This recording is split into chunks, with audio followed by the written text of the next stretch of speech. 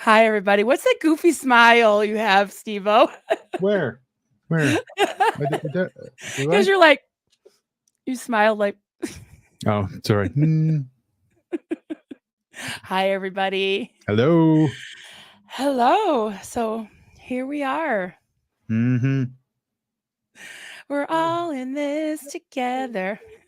So it reminds me of, this is kind of like a reunion of two of us, nutty, nefarious, nasty, notorious, nerdy, never ends. I was thinking of that. It's a Monday night all over again. I know. But somehow the after party intro didn't seem appropriate. And we're missing Clearwater Chad. We And, are. oh, wait, I see him. Oh, And we're missing hey Juliana. Ted. Hey, Chad. Hello. Hi, everybody coming in. Oh, let me back it up. You got people? Okay. You get some All people. right. Yeah, we Hey, just need Pup we Groomer just need 20. Julie and a guest. Hey, Pup Groomer. I know. Hey, Terry.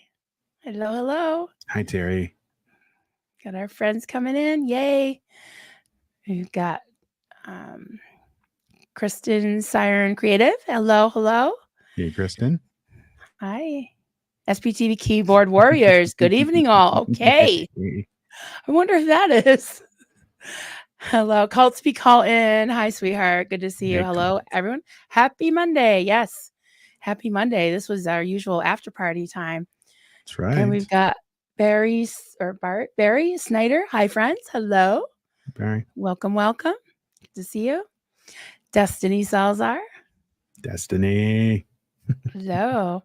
The inappropriate. Is it heifer or heifer? Because usually I think heifer has two F's. No, it's Heifer, but It's heifer. Okay. I call her Hef. Hi, Hef. F. Oh, I like that. Hey, Hef. Yeah. I can go with that. What's we got? Core of Discovery Y2K. Hey, good evening. Good Hey, evening. Core. Good Hello. to see you. Welcome. Who else we got? No Talk Tony. Hey, Tony. Good to see you. NGT. Yeah. Who else we got? We got Happy Chaos. This should be interesting. Peggy. Peggy. That's what you say when you're not so Peggy. sure about things. Like, well, that's interesting. Mm-hmm. Yeah, that's what my husband said too. I'm like, well, that's a euphemism and a half. It's like, this will be interesting. I don't know. He's probably popping popcorn, right? Pop away. Yep.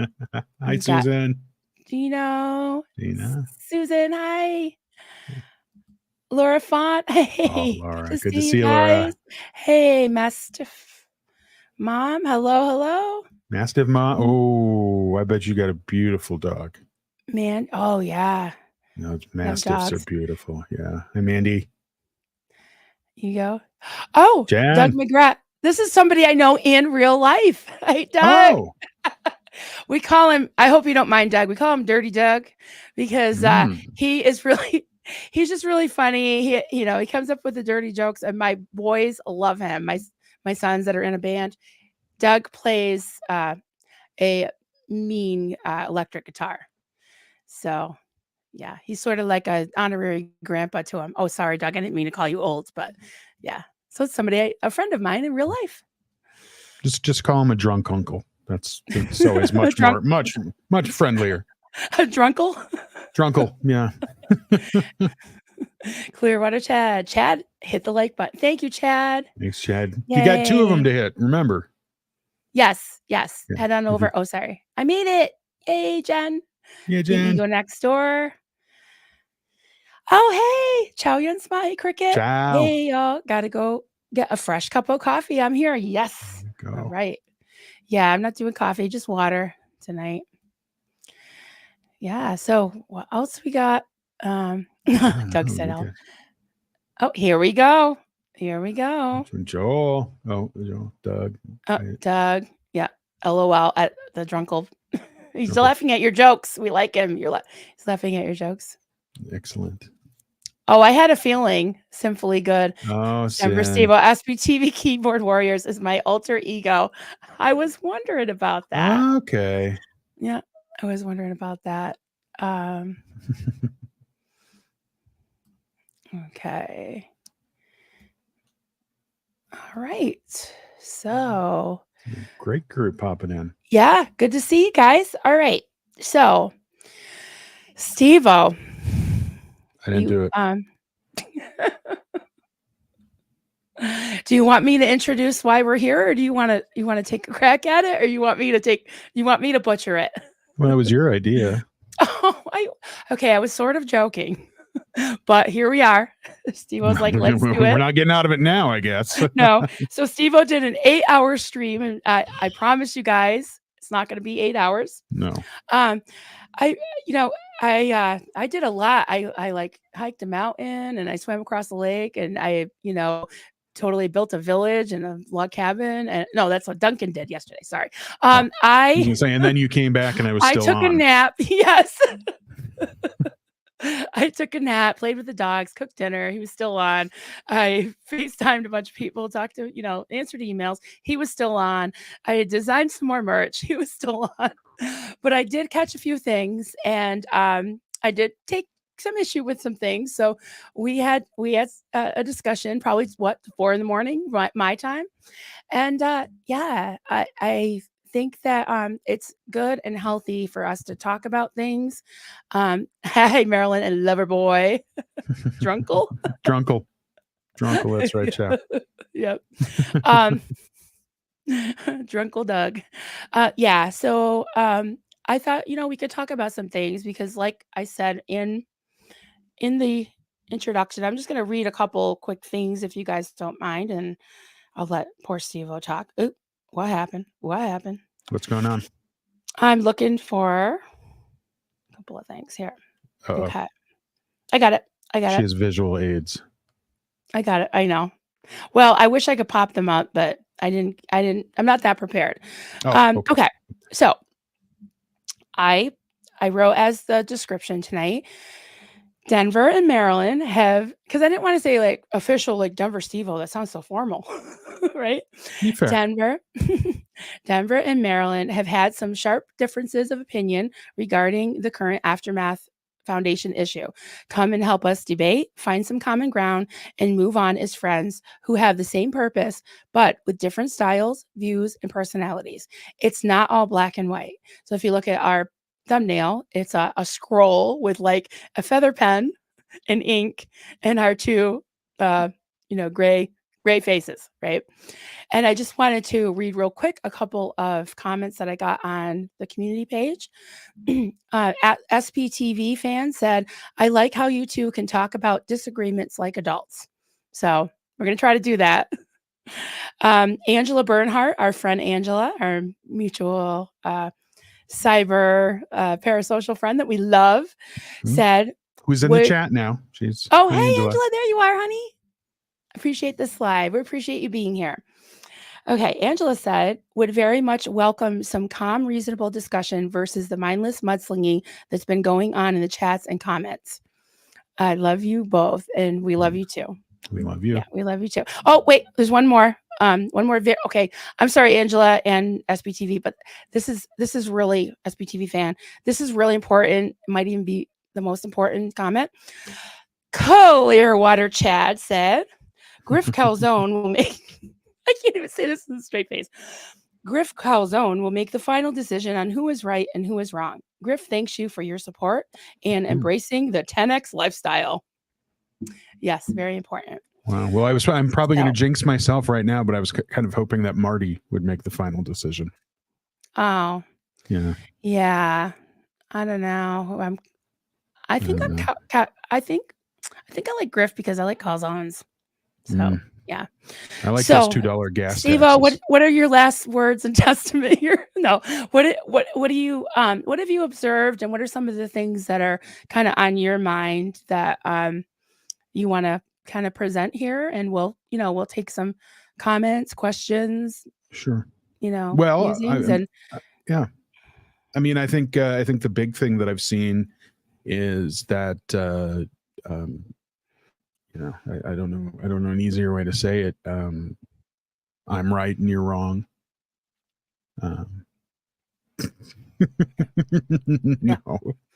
No.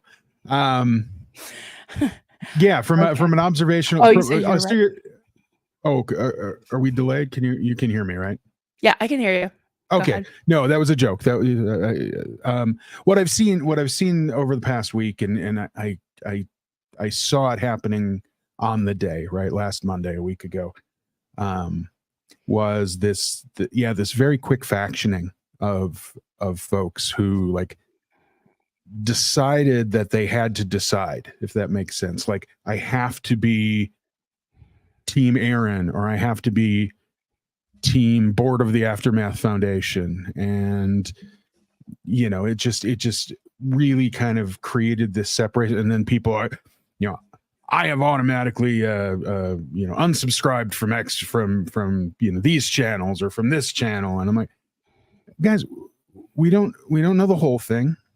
We there's obviously a lot more here.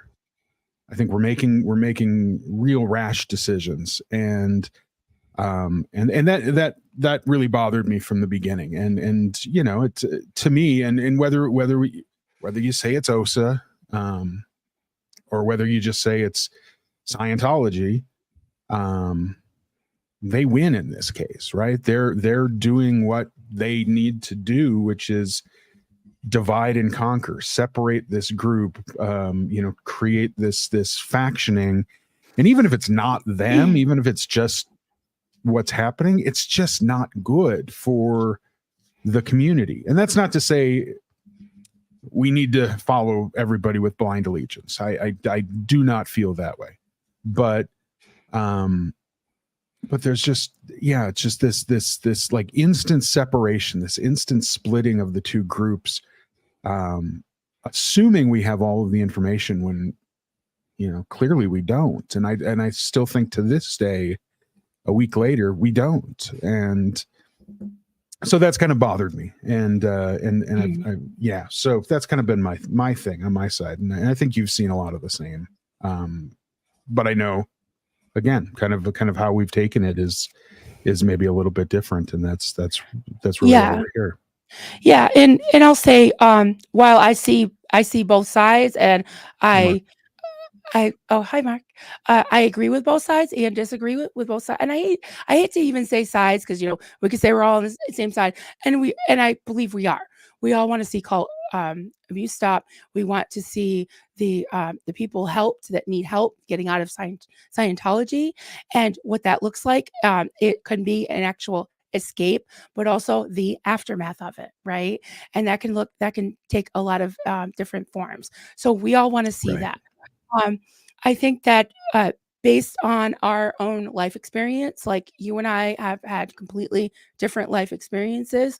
I don't wear my trauma on my sleeve, but I am aware of the fact that I can be emotional, and I can be triggered by certain things. We can talk about that later. Some of the differences we have, and even our channel, our style, but and our rules in our own channel. But I feel like it was hard for me not to identify, to empathize with Aaron. Some of the things that happened, I could really understand and relate to his way of reacting to things, and all that. That said, I'm not giving Aaron a free pass.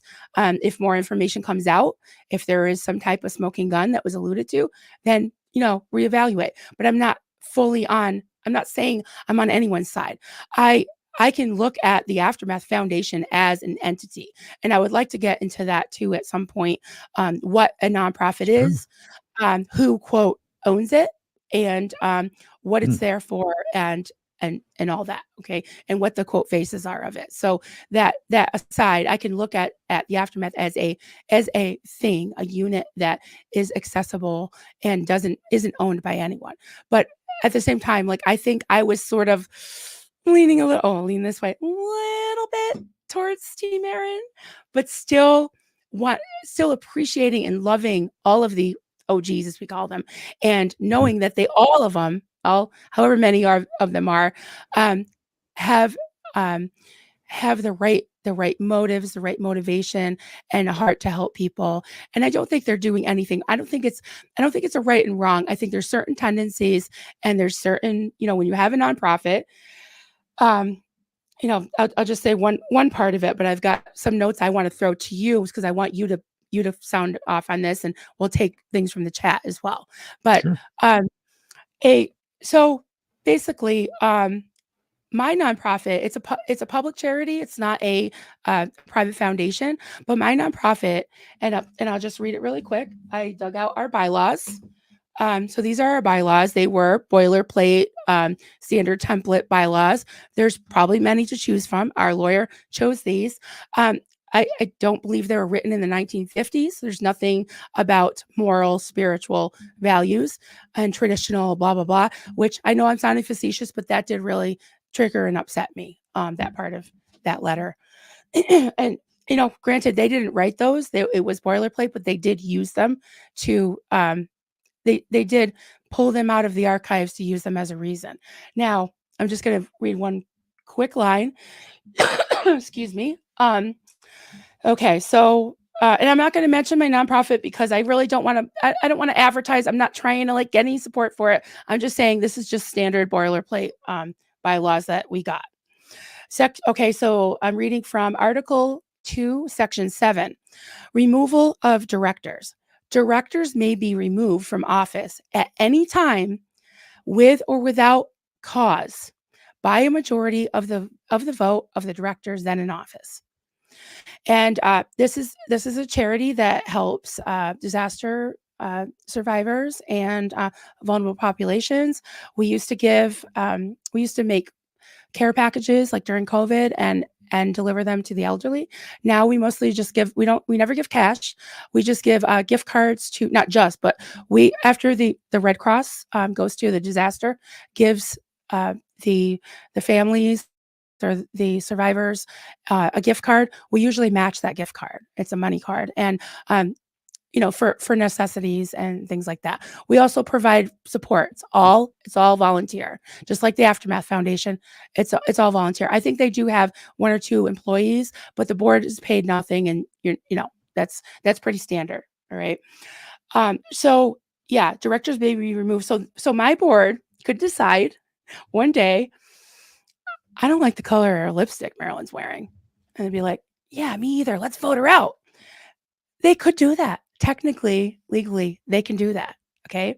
But there's two things that probably would stop them from doing it: reputation and response. You know how I like alliteration. So I was like, I need two R words: reputation and response. So the reputation of the nonprofit is important, right? Because you're not going to get supporters, you're not going to get donors, you're not going to get good press, you're not going to be in the newspaper for something good if and draw the community together if they do stupid shit like that, right? Response. Now there's going to be response. We have a Facebook group that's attached to our thing. It's got over 3,000 members. They're going to be like, what happened? And to just put a little thing on my website, nobody goes to our website, Right. I put a little thing to our website saying Marilyn's no longer with us. Thank you, Marilyn, for your service. That would not fly. Okay, that would not fly. So I believe that while the board of the Aftermath board was probably within their rights, and I know they had their reasons, there were some optics that didn't look good, and I'm not saying everything Aaron does is great. Again, we're not in the 1950s, and I think that him feeling like, even though he wasn't told to, feeling like he had to divulge personal things about his marriage. I've been married 26 years, and I wouldn't want everything about my marriage having to just come out, in front of 85,000 people, or maybe it's up to 100,000 now. I haven't done anything illegal or bad or immoral in my eyes, and neither has my husband. But it's nobody's fucking. Can I say fuck? It's nobody's fucking business. So that's and that said, I do reserve, I do think the board was in their rights, to do it. They can do whatever they want, but they do have to answer to the stakeholders. The stakeholders are the board, the donors, the community, the press, if the press decides to write something. And I think even most importantly, the people that they help and the people that are asking them for help. So that's one thing I wanted to make about say about them removing Aaron and the reasons. So do you have any response to that, sir, kind sir? Oh, it's point counterpoint. I see how this is Well, working. yeah, because I'd like to tackle OSA. I'd like to tackle, yeah, I've got some points. So, and you bring up your points. So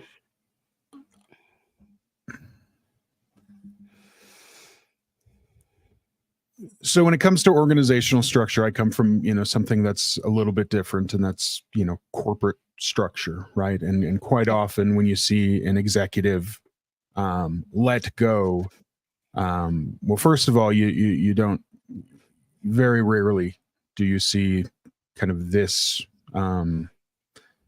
something happened, and then a week later that person comes out publicly and says this is what happened, and then there's this kind of this necessity of a back and forth going on. Typically, by the time that decision is made, that decision is announced, and I used kind of the analogy yesterday too. This is ultimately an HR issue, so it's typically confidential. Okay, we've voted you off, or we have chosen to terminate you. It's always a bad corporate word, but we're letting you go. And there may be some crying in the room, and oh, damn it, I've done so much, but essentially by the time it's done, and the walls are closed.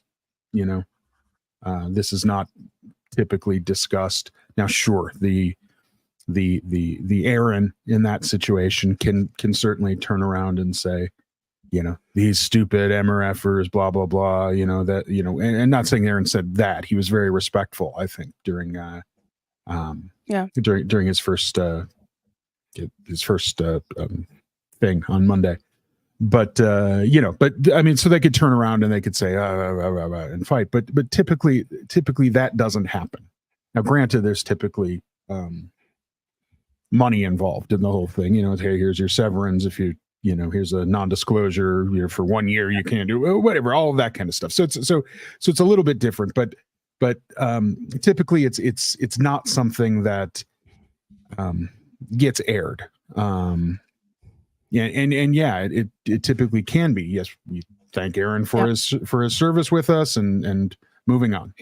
And then what's done is done. Now, this is a whole different entity. Not just because it's a nonprofit, but because it's all. I mean, essentially this organization, along with, and not to be confused with, but along with all of us in this SPTV community, we're all, I mean, it's all YouTube. It's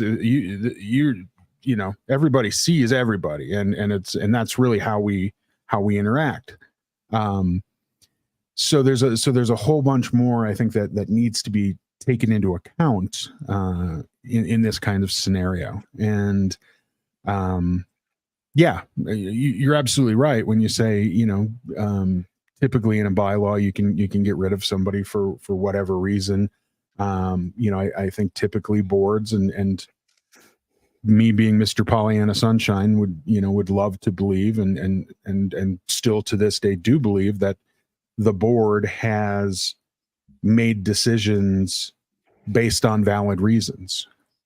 I just don't know, and I don't believe that we know what those, quote, valid reasons are.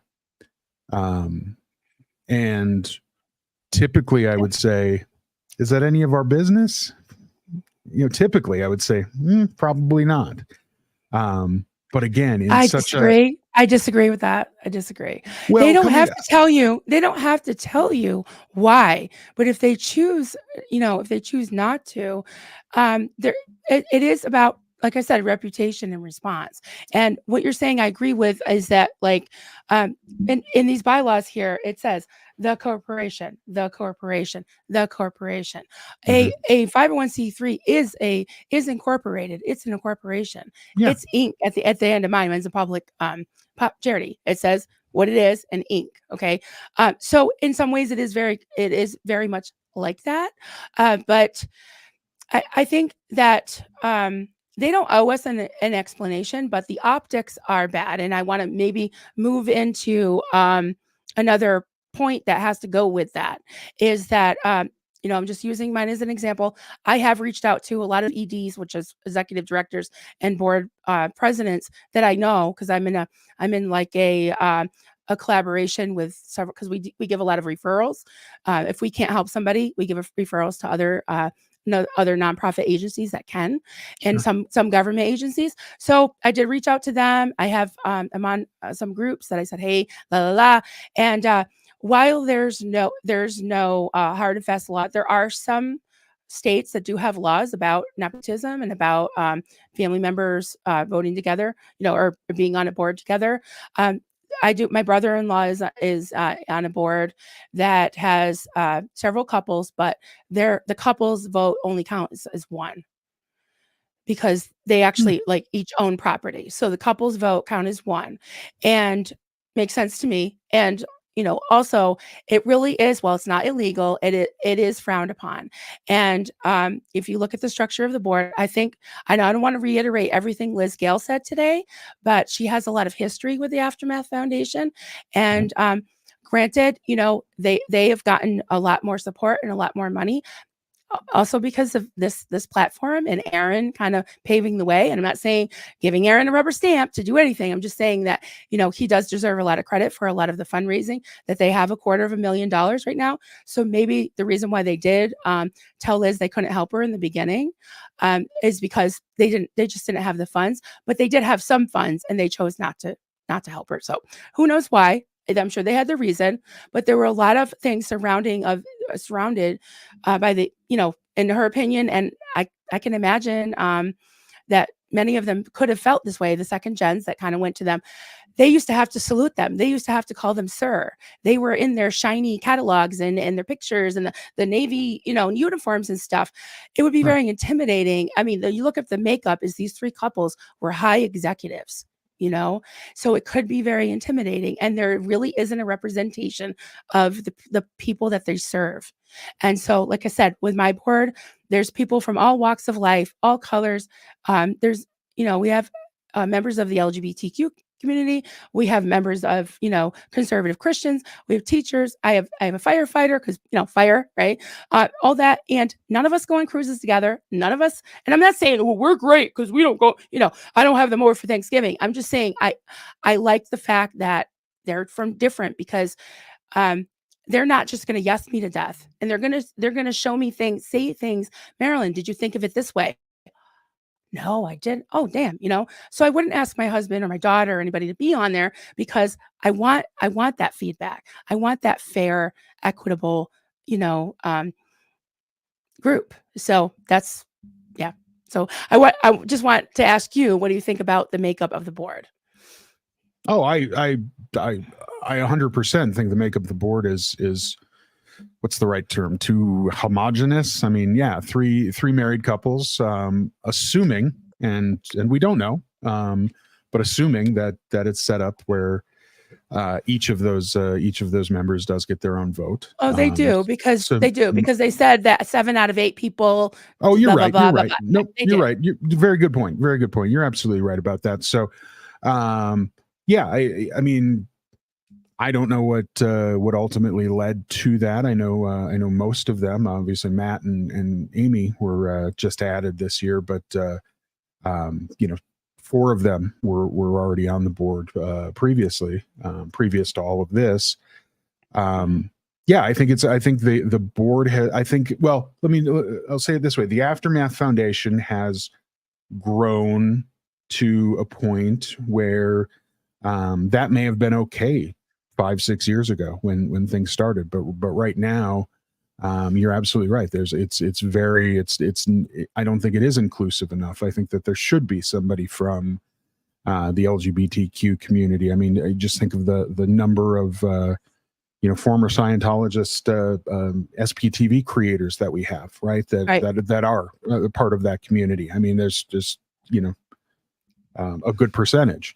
See, we agree. We agree on that. We agree on that. Oh no, no, right. I think absolutely. I think there's too much, and I had kind of made the call. I said, well, you know what? That's fine.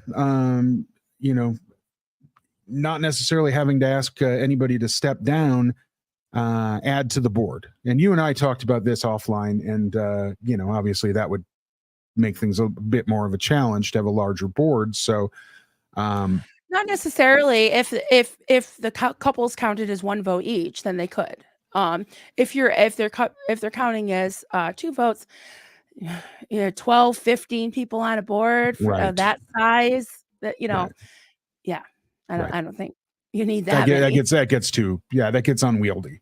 And there's also something called we have a non-voting advisory board, and it's made up of community members, people that we've served, fire survivors, and also people in the community that are volunteers, and they give input and they help with the committees. So, because we have subcommittees for things like fundraising, if things happen when we need to collect donations for, we've had blocks, row houses go on fire where 5 families lose everything. Oh, sure. And, we collect, we have lists of things they need as they need them.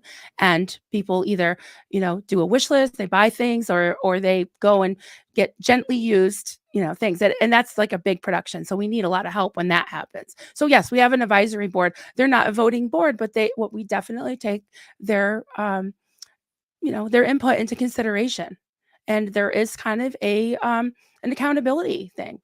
And yeah. So, all right.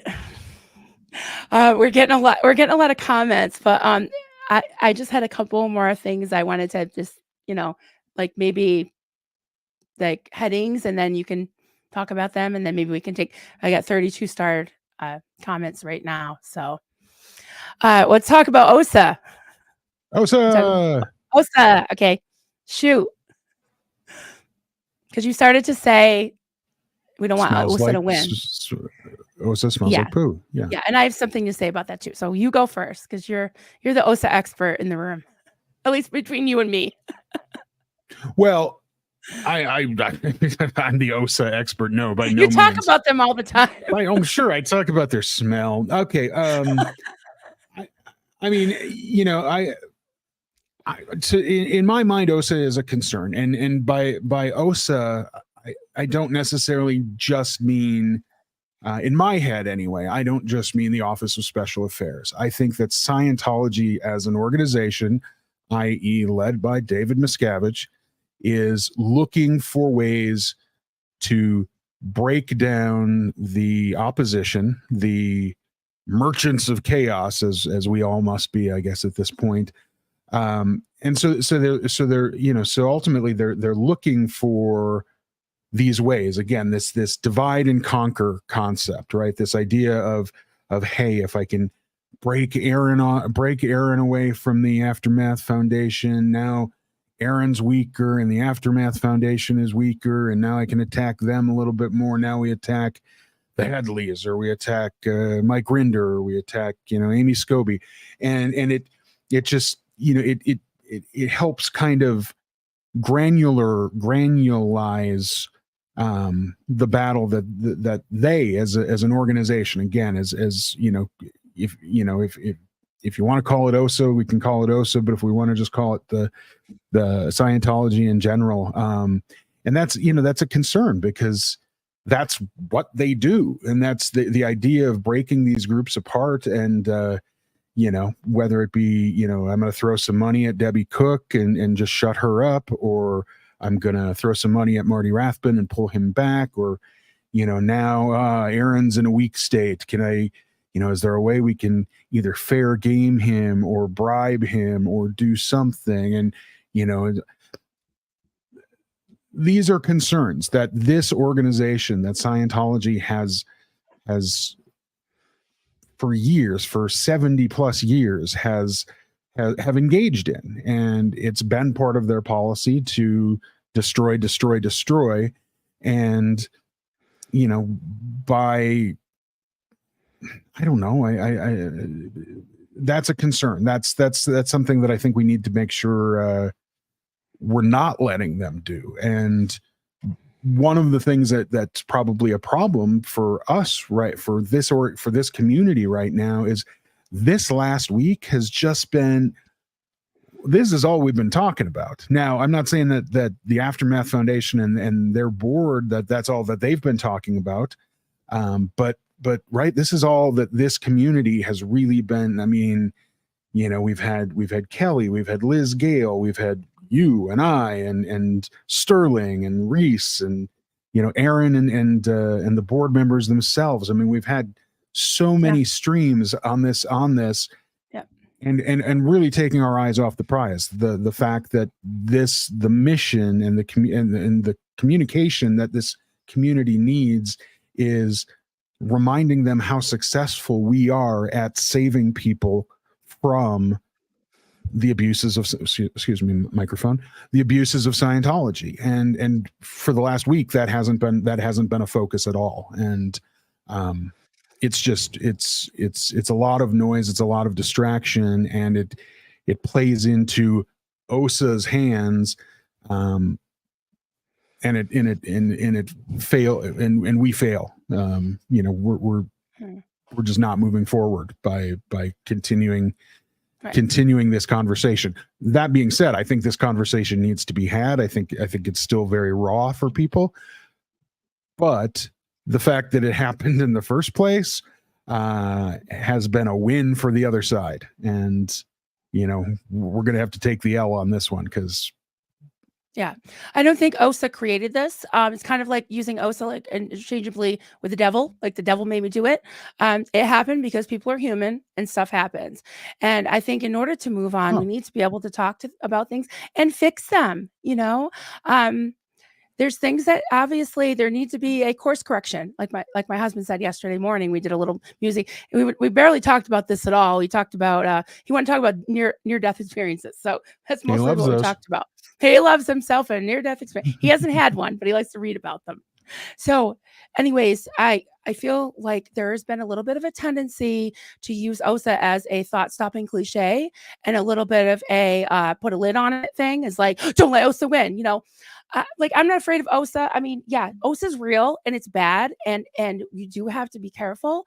But at the same time, the OSA didn't cause this, and OSA didn't. I mean, the thing with Goldie, nobody, and I don't want to be a big thing. I don't want a bunch of chats about Goldie, please. I don't even want any, but you can if you want. But I'm just saying, there seems to be a change needing to be made of like people just being, oh, don't mention that. Oh, it's going to let Scientology win. Maybe they win a few battles here and there. I don't think they're going to win the war, but I think in order to unite, like when there's a thing in my family, like a big, I hate to say flap, but a big upset or mix up, whatever. There's something crisis that happens in my family, to just pretend it didn't happen and be like, we're just going to go on as a family. No, we sit down, we have a little family meeting, we talk about it or whatever, and we say, hey, you're a little out of line there. And like, Mom, you're a lot. Oh, okay. And we talk about it instead of being like, oh, well, we don't want to have the appearance. We don't want the neighbors to know that we're not a perfect family, So that's, I kind of feel like this with our community. So we do need to be able to talk about things. I don't want to dwell on it. I don't want to talk about it anymore. But at the same time, there are things that need to be fixed. And now nobody speaks for anybody else. That's why I opened up my chat twice this week, and to say, hey, just whatever you want to say, as long as you're not harping on things, shoving it down people's throats. And we can get into that whole thing later about troll type people or people that are contentious that I have a lower tolerance for than you. But yeah, I do think that there's a healthy balance, and we balance each other out, because Steveo, you're more like one type, and I'm more one type, and we're like yin and yang on the screen, right? Mm-hmm. So and we don't always agree, but we can respect each other. So cults are bad. Is that what I saw? Cults are bad. Yeah. Yeah. So yeah, the OSA thing and just shutting everybody down, I mean, I don't want to stir the pot, but saying, I know Mike wasn't talking about everybody, but it was crazy. I mean, they hadn't prepared for it. I mean, I know you've said this before. You didn't think Aaron should have done his video. I didn't think they should have done that video. But maybe neither of us should have done a video that day. But at the same time, it shouldn't have been just quick switcheroo on the website and not say anything. That doesn't fly with me. That gets me, that burns my biscuits. Burns my biscuits. I will say there, whether Aaron did his or not, and I applaud Aaron for for coming out. I mean, obviously it was something that had been bothering him. He was on his friggin' family trip to London, and this was eating at him. And so I give him kudos for coming out. Now, why do I think he came out when he did? I think he came out to get ahead of it. Probably from his perspective, he wasn't, because after 8 days, though. After 8 days. Well, after 8 days. But yeah. I mean, if in fact, I don't think he was running up to the screen to do it. It was after 8 days. Just saying. Sorry to interrupt, but no, but and I'm sure I maybe and again, I always hate to speculate, but that's what we do right now, because do we know everything? Probably not.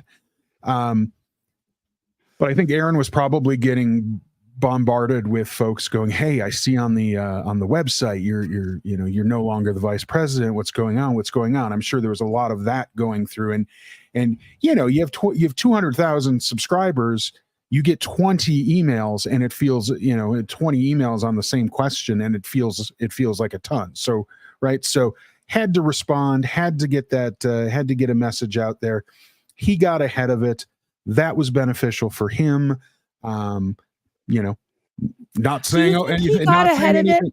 I do think he got ahead of it, and I think what I'm saying is that, did he get ahead of it, or did he actually just start talking about it? Because I don't think getting ahead of them, I don't think they were planning on saying anything. They were just going to let people see the website, right? Or is that not true?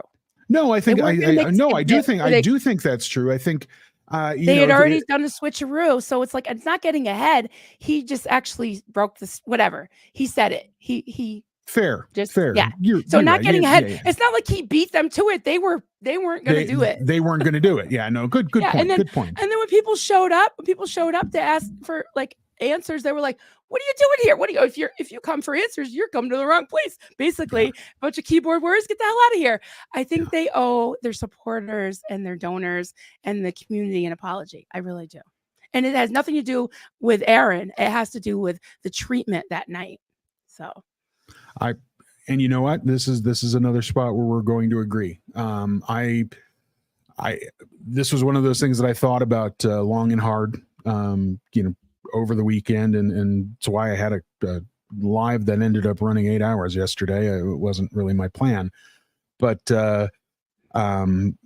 was just that, everybody really, I think everybody effed this one up, and yeah, the board should not have won had that live stream that night. I know they probably felt they needed to respond, plus two, to give this subject, when it was obviously weighing on everybody, to give it like 5 minutes and move on to a gingerbread house. I know the cake speech, right? It really, I think it really hit everybody the wrong way, and yeah, people were paying a lot of money to get their question read, and they cherry picked a lot of those questions. Just saying, they read mine, so it was fine. I didn't read mine. I know. And it was very, and it was, I believe it was respectful. It was, thank you so much. You guys saved, I was like, sorry. Yeah.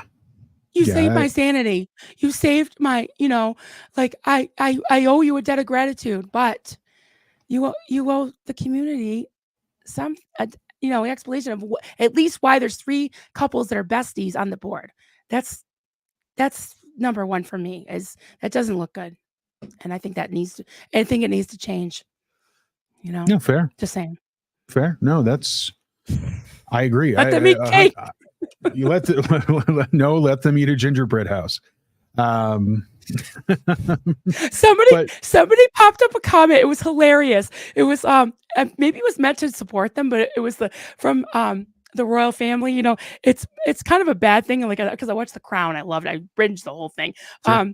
Queen Elizabeth said there was like their family, motto was never complain, never explain. And I was like, guys, that's not supposed to be a good thing. It's supposed to be like a bad stoical, like never complain, never explain. Like if I don't complain, I don't have to explain. Like that was cringy, but it was hilarious.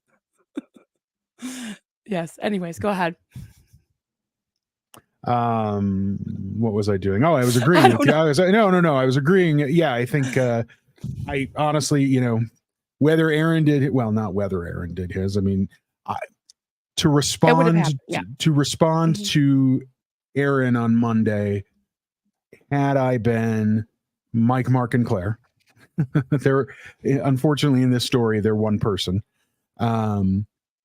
I would have waited. I would have taken the night to, not responded within 2.5 hours, whatever, however long that gap was between the two. I would have waited and responded the next day, given time just for that. The cake can wait a day. I would have just a live stream just for that.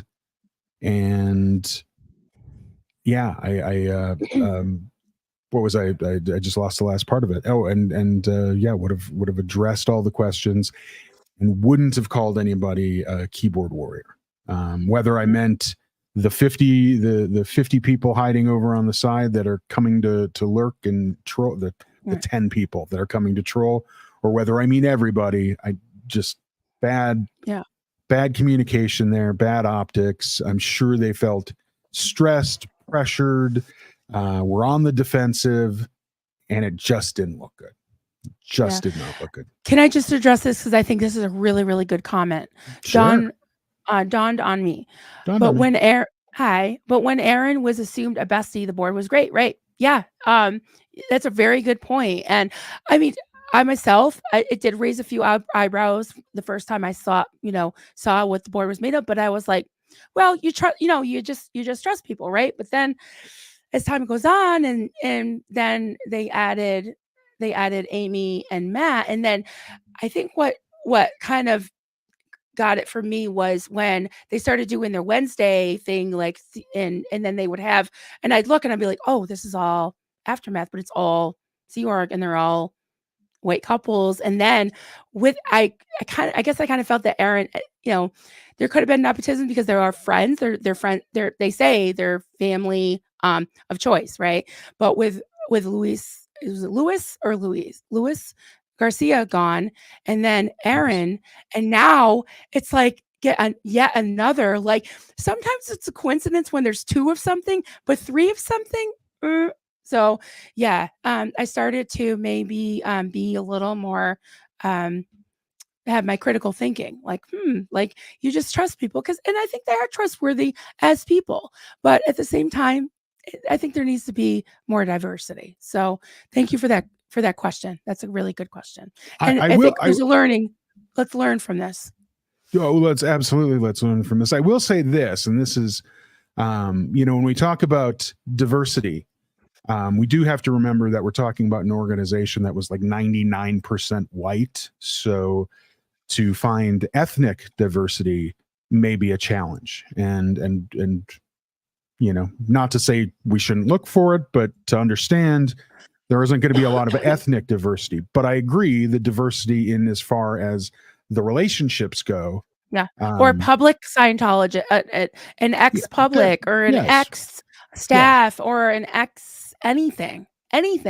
But the top. Were you going to say an ex-never-in?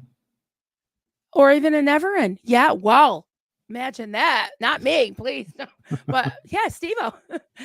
or Ev Barney, or Dawned on Me, Colton, Jane. You're all here supporting. And it's, if all the never-ins went away, there'd be a very small minority watching and supporting and donating. So, yeah, I think maybe a never in. Why not? And not a lawyer or a politician. Are you frozen, Steve-O? No, I was reading a comment. Oh, you look frozen. Because you're so calm. I'm just like, blah.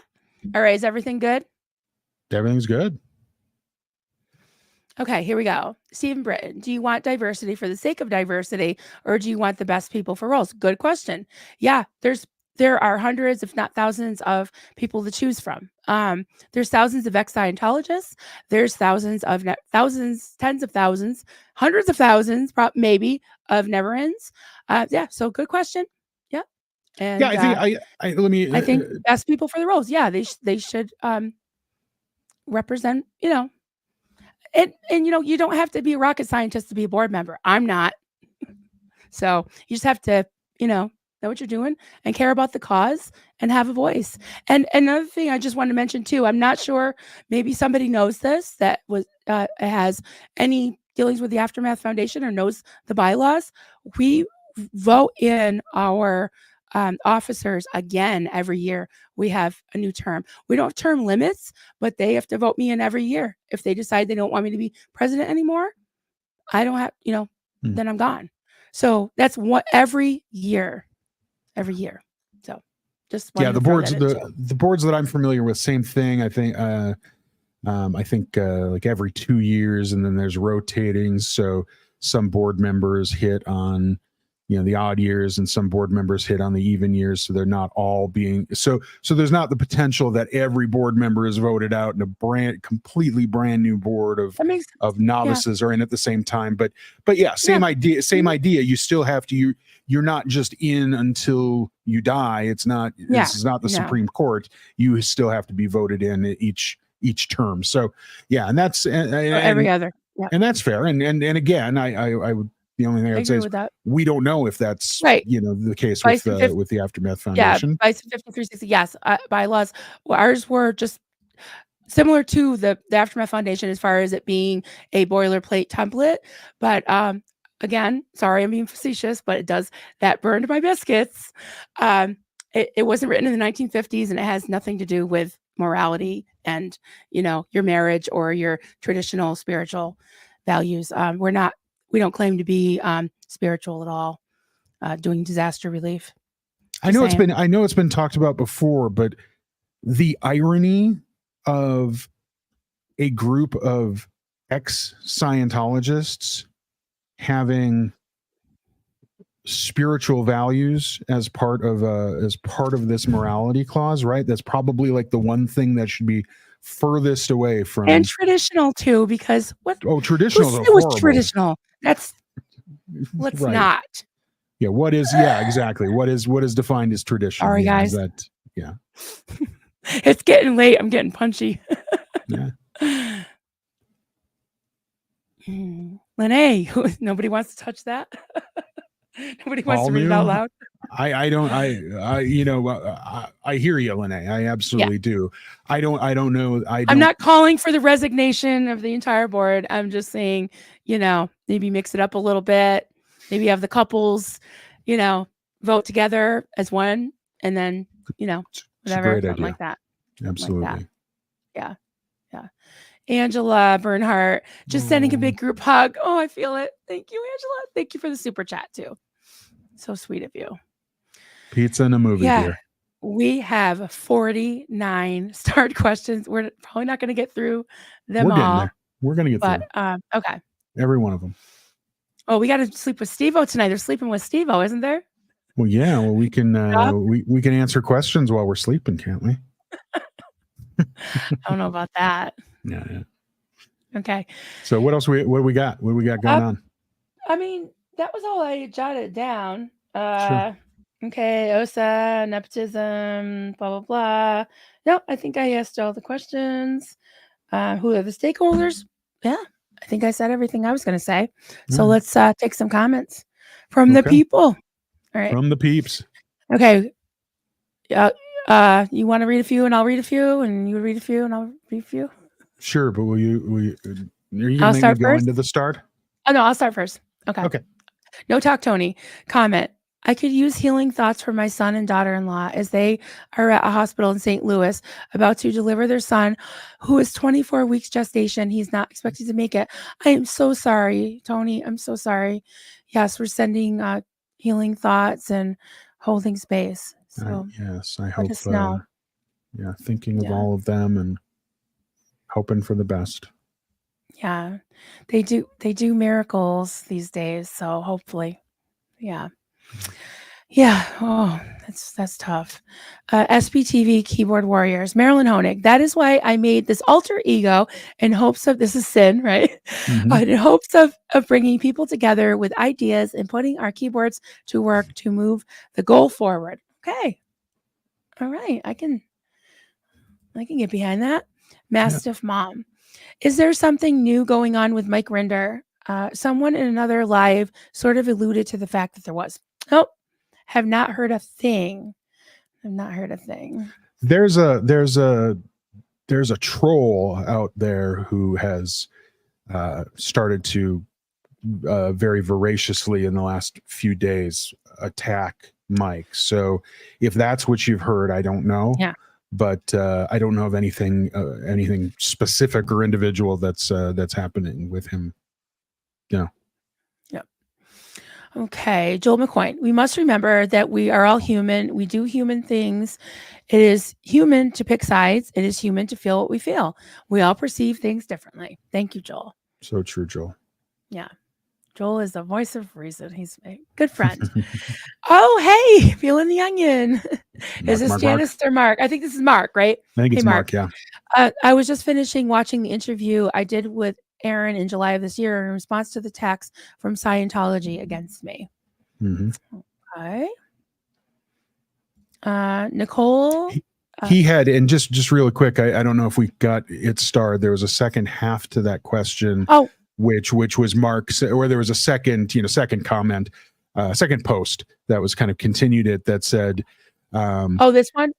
Aaron and I? Aaron and I went over all of these Scientologists trying to take and destroy me. We showed documents and photos. I guess maybe there was a third one. Here's another one. Yeah. The message in the video is applicable to the current situation because they're going after Aaron as well. So that's very true, right, Mark? You've experienced it. You've been attacked. You've been attacked in crazy ways, and yeah, now they, OSA, Scientology, the bad guys, are now attacking Aaron too. So it's right. So there was also that spy file that you did with Mark that really kind of addresses their tactics against you as well. And I think we're seeing some of that replicated as well. But very, very good point. This is nothing new for little baby Davy and his team to do. So, yeah. Sorry, I just wanted to make sure that idea got flowed thoroughly through. Yeah. Okay. Thank you for that. Okay, here we go. Nicole Seefeld. I will say that some people's reason for unsubbing was to step away to get clarity and shut it off, to think and reflect, and that's okay to do as well. Yeah, I agree with that. It's a personal decision, and I myself can, think about it as the creators that we're talking about. They have channels, they have YouTube channels, and also they're a board on, they're members of a board on a nonprofit. I can separate the two. Where it gets a little muddy is using their personal channels to raise money and make statements. So I was kind of glad, for better or for worse. People say that Claire's statement was not, whatever, you can rip it apart. I don't want to really comment on it, except that I could feel as a mother, personal, like a POW. as a mother, having 39 people come into your house the next day, and you've got to cook turkey, and you've got to stand up there, and you've got to read this thing that you probably didn't read, right? And I saw exhaustion and terror on her face. Other people are like, look at her, she's so smart, she's so cold, she's so this. Yeah. I don't think I do judge the actions. I think that the letter was slanted. I think it was too vague and too general. If they're going to make a statement, they should have just made a general statement instead of, publishing bits of internal emails. I don't want to get into all that, but yeah, it was problematic in a lot of ways. But as far as judging her as a person, I think she's a wonderful person and means, well, as far as her motives and all of them, and like I said, they've given their life to this, and doesn't mean that they shouldn't be held accountable for actions. I don't look at people's facial expressions and their body language as much as their actions and their words, so Gina. If I can, no, just really quick add to that. Go ahead, So you're absolutely right. I mean, yeah, the whole Thanksgiving thing, Jesus. I mean, this is horrid timing, but I'm sure, this is like pendulum swing. They responded, and they responded the night of, that Monday night poorly. So they swung the pendulum the other way to here's a formal statement. And yeah, I'm sure that the whole board wrote it, and I'm sure that the lawyer, had eyes on it to make sure that it was okay to say. But it's like, we were too far to the left. Now we're too far to the right. I mean, it was a bad situation, and I'm sure that they were reacting to their own poor reaction, and that's what led to it. But you're right. It's it's we've interpreted that Claire as this, this Claire Wolf, right? To bring back a term from last month. And it is Claire Bear and Claire Wolf. Yes. Claire, well, she is the Claire Bear, but yes. Yeah. But yeah, it was just, I mean, I think it's just been kind of an unfortunate, call it a comedy of errors or what, but it just, just unfortunately was bad. So yeah. Anyway. Hi, Gina said, hi, Gina. Gina said, what bothers me most is that they are all people, and such hateful vitriol has been sent to so many of the creators. Yeah. And I think that those, that the mods who were Christy and Catherine were trying to, get rid of, like, the Osabots or keyboard warriors or whatever. But I think that Scientology and OSA and everything, they gotta start doing something new, because they can go in and stir up trouble and all that, but when it comes down to it, there were real people asking real questions and having real discourse and real heart that they really want to help. So, and that's why I've been letting people talk about it in my chats, and I haven't been erasing comments, or, within reason, and we can talk about, our reasons. But I feel like they're not going to win, because we are a strong community. And I think that talking about things is healthy. It's healthy, not forever. I want to move on from this. I've got all kinds of stuff I want to do on my channel. So yeah. Here. So here, I'll read this next one. Okay. From Ms. Angela Bernhardt. I think we should all listen to Tim Minchin's song, The Fence. I think we should just listen to all Tim Minchin songs, and it will make our lives so much better. But if you haven't heard The Fence, I'm pretty sure you can it's on YouTube. Just type in Tim Minchin, The Fence. I'm with you, Angela. It's a wonderful song. And yes, so there. Sorry, I just wanted to read that one because I like Tim Minchin, and I like Angela Bernhardt. So I've been talking too much. Clearwater Chad says, Marty Crandall advises the following. Marty will be continuing his campaign. Marty thanks you for your support and embracing Marty's gas tax. Marty, it's our pleasure. So, thank you, Marty. Thank you, Marty. Gurroar says, I wish Aaron told his kids first that their parents broke up before announcing it on YouTube. That's not really a good way to let your kids know that, to be honest. We had in the conversation in the stream yesterday, a lot of people responded going, oh, the kids know. Oh, the kids know. And probably so, but there's I'm sure, well, I don't know. I won't even think of an analogy, but it's probably in good form to say, hey, by the way, kids, X, Y, and Z. But again, that's where we're really dancing into the personal, right? Versus I personally, I'm not going. comment on that because I don't want anybody telling me how to parent, and I just can't imagine what they were going through, and yeah, I don't think it's any of our business. I'm just gonna leave it at that. Fair. Yep. Fair. Marty Girl says, not to be confused with Marty Crandall. Marty Girl says we need to be on the side of truth. 100%. There are 3 sides to every story.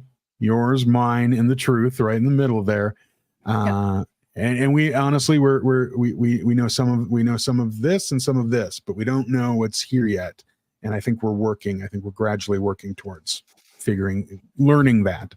But yes, it's you're absolutely right. We need to be on the side of the truth, and and quite honestly, when we learn the truth, we need to accept the truth. But we're at a point now where we still kind of don't know what the truth is because the stories don't necessarily connect, right? Can I just slip this in real quick? LNG. Yeah. I'm a never in, but I want to be an advocate and a supporter. Yes. That's amazing. Thank you. Me too. Yep. That's right. Yep. Amanda Beaumont. Hi, Amanda Beaumont. New Zealand in the house. I'm sure many of us were drawn into the extended family, Three Amigos feel of the relationship. I was sad that ended. Yeah, me too. Saw it coming without knowing why. Agreed. Not knowing what I deserve. Not that I deserved to know, but wondering. Yeah, Amanda, I think we were all in that, right? And again, it's hindsight. Hindsight is 2020. We see, well, at that last fundraiser, Aaron didn't seem overly engaged, and during the werewolf game, he, although he was dressed up as Danny Masters, Scientologist in good standing, he just didn't glimmer like his self, right? Like Aaron. The kind of the fading away of that Three Amigos, that Monday night show that they had done, and yeah, seeing kind of the groups kind of faction a little bit. Aaron and Reese kind of did their thing while the other board members seemed to do different things together. Never really jived, but we just really didn't know. And now looking back, it goes, oh, I guess that made sense. I guess I can see that.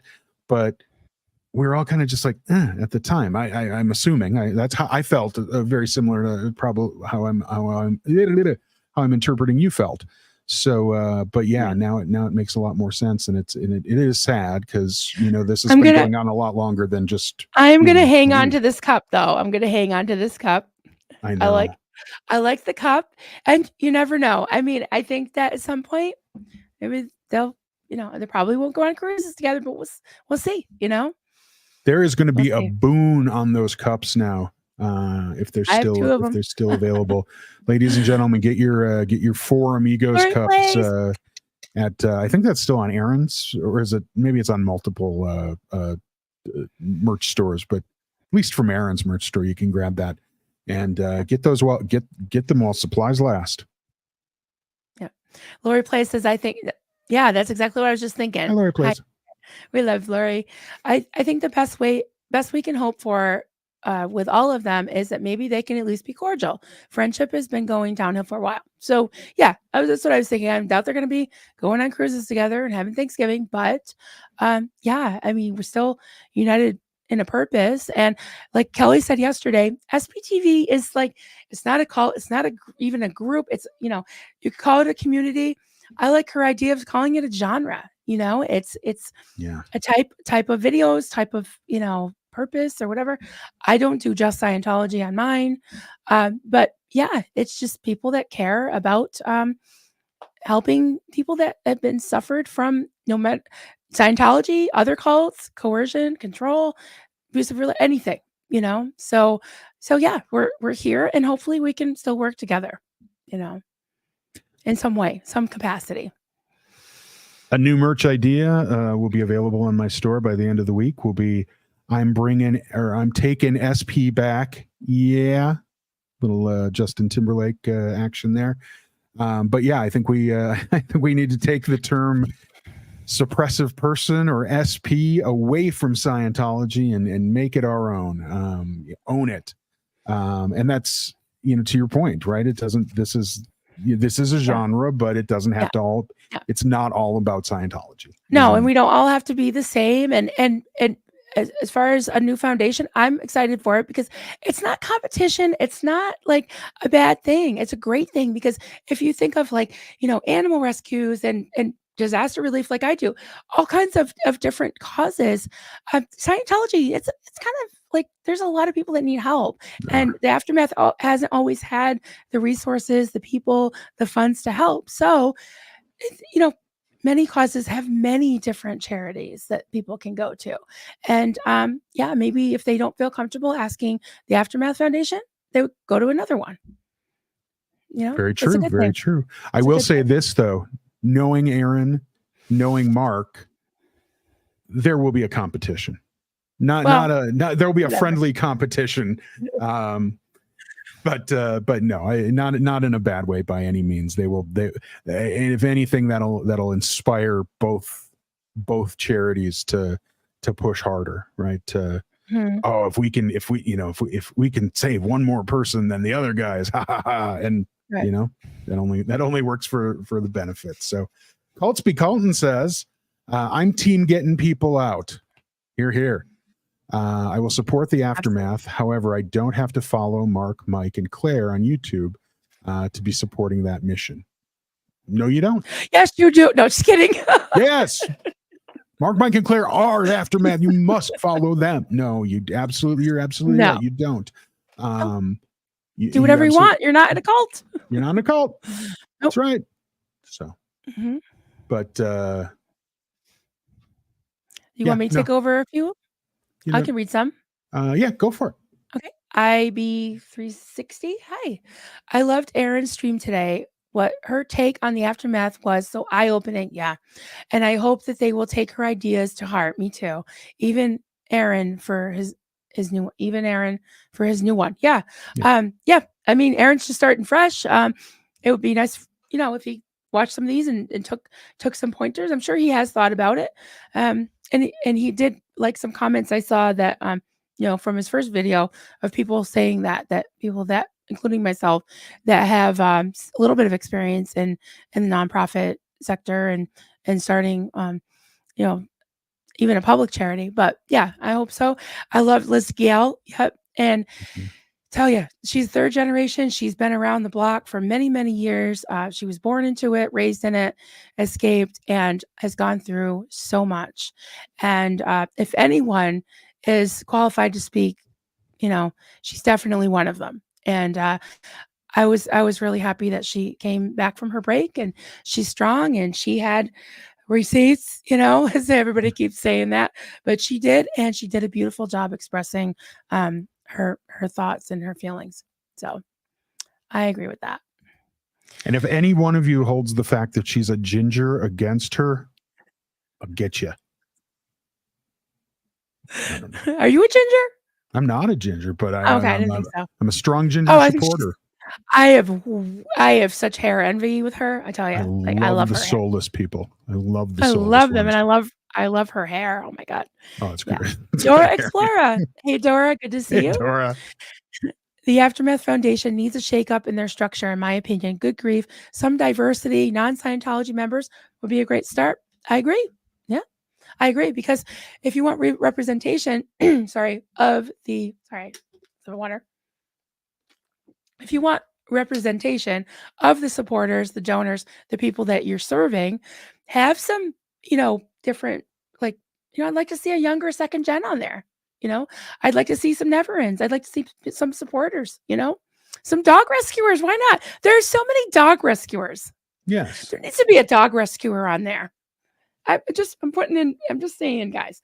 Here. Not me. I'm not a dog rescuer anymore, but yeah. I think there should be all different types. I agree with that. So, our Scientology stories. Okay, this is Mark. That's not to say the foundation made mistakes, but the target needs to remain on Scientology and its abuses. I do think the foundation made mistakes. I can, respectfully I love you, Mark. Like, I have a huge amount of respect for everything that you all have gone through. Absolutely, I do. But I do think that they made mistakes. The target needs to I think that's remain. what he meant there, because the context of the second That's sentence, not to say the it foundation would make made mistakes. it should probably say that's not to say that the foundation They didn't didn't. make Okay. mistakes. I think Sorry. that's what he meant to Sorry. I say. take it back. I No. reel it back. Yeah, you're I still reel it wrong, back. Mark. I'm reeling it back.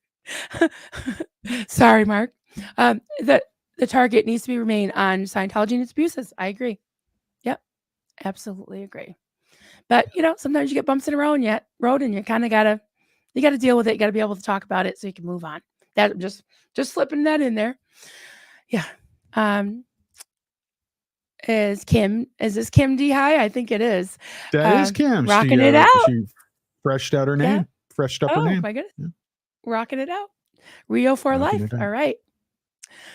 Traditional spirituality seems anti-LGBTQ+. I agree. And other not so welcoming thoughts. I agree. Yep. That's why I said earns my biscuits. Does. Nicole, again, people who have religious trauma need secular refuge. For me that helped. Yep. I'll agree with that. For me, that did help, not to have the triggering language, the feeling of having to measure up, the judgment.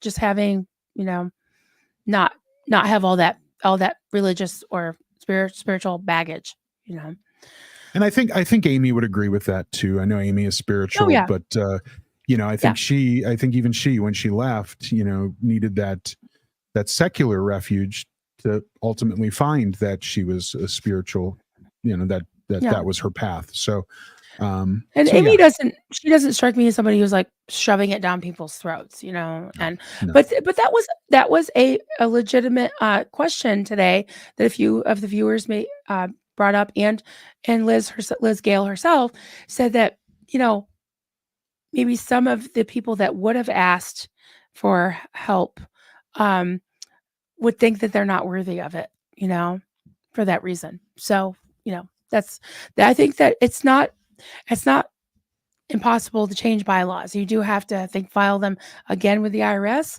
But in my case with the nonprofit that I work for or with, it's you just need a majority to enact new bylaws or to strike something from the bylaw. A quorum, maybe some perhaps? words. So a quorum is different than a majority. Okay. A quorum is actually the majority. So okay, say you got 7 board members, right? Excuse me. So a quorum would be 4. So a quorum is just who shows up at the meeting. So say you want to vote for something, you can still have your meeting if you have 4 people. And then a majority of that, right, would be 3. So a quorum, majority of a quorum is actually less than the majority of the whole board. So it needs to be the majority of the whole board. Gotcha. You know what I'm saying? Yeah. Gotcha. Yeah, you don't just call a meeting that important and not have at least most of the board there, I would think. No, again, splitting hairs. I'm not a lawyer. So, but that's how we do it. Yeah. Yeah. If it's something important, then, like that, like changing bylaws. Yeah. I think you need a majority of the entire board. So that was, quorum is a little bit different. So Chad stands with the onion peelers. Yes, I love we call them onion people. The onion peelers. Speaking of onion people, here's the other half. Hey, there you Janice. are. Janice, hey, thanks for coming. Hopefully you're still with us. Marilyn, love your content and how you're explaining this. Thank you. I appreciate it because I feel like I'm fumbling it, but I appreciate it. But I got my buddy, my good old buddy, Steveo. Right, Steveo? We made up. We are like little brothers and sisters. We're just like, oh yeah, we'll take that. And then I'm like, I can't stay mad at you, Steveo. Yeah. So we are at 10 of 11. We still have quite a few things. Do you want to take a few more? Because I'm starting to turn into a pumpkin. Unless you want to give me a 5-minute break. If you want to do a marathon, it's up to you. But I need a little break. I gotta paint. Oh yeah, right on. I'll take on some of these, and if there's some, you would take over. All I'll right. take over. Yep. All right. Give me 5 guys. Okay. 5 guys. 5 guys. Burgers and fries. Those Cajun fries are delightful. If you haven't had 5 guys, the Cajun fries, they're, yeah. Okay. I've had a few in my day. Destiny says, I really resonated with a lot of the points that Liz Gale brought up in her stream. Yeah. Liz, I mean, God bless Liz. Excuse me, XENU bless Liz for stepping up and having that conversation with us, because she has an insight that so many of us don't. That that was very appreciated. And yeah, I think the parts that were, inherently hers were very resonating. So absolutely with you there. Yeah. Comment from Joel McCoyne. The members of the board, past and present, many of them have made themselves public. They use that to raise money. That makes them open to public reaction. This is a bad PR situation. Ding, ding, ding. Right, 100%. That's, yeah. Like I say, like I was trying to say earlier, most boards are not public. They're very quiet, very small, very internal. This is a very public forum that this board has chosen to use as its kind of primary communications methodology, whatever we want to call it. And you, at the end of the day, and I'm not saying that they thought this or think this, but bottom line is you just can't have it both ways. So if it's a public, an organization that kind of lives in the public, it needs to continue to stand in the public, and that means transparency and willing to be challenged when they done wrong. So absolutely great comment on that, Joel. Mastiff Mom. The way they low-key fair gamed Aaron by publishing one specific part of a personal email was shitty and intentional. They knew that would force him to shut up or expose his personal life. I get what you're saying, Mastiff Mom. I don't know that it was.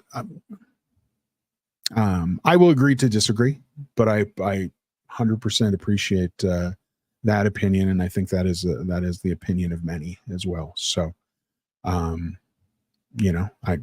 like to hope that that's not the case, and that it wasn't done under nefarious circumstances.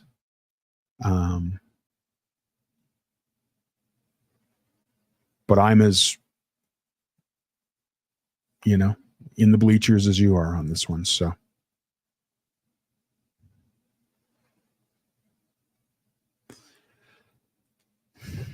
Chad would be nothing without Levin Smith. I know, Chad. I know, Chad. Coltsby Colton says, I think not enough are talking about the rarity of the fact that the majority of these friends are board members together, but also public YouTubers. They should have handled this much differently. I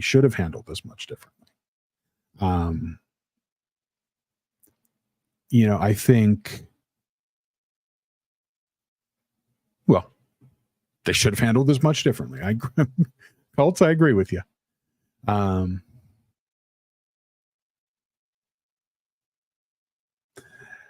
Cody Quinn. Hi, Cody Quinn. Liz Gale's live today was really good. I liked her point of the lack of diversity on the current board and having the board made up of former execs. Yeah, I mean, and former execs,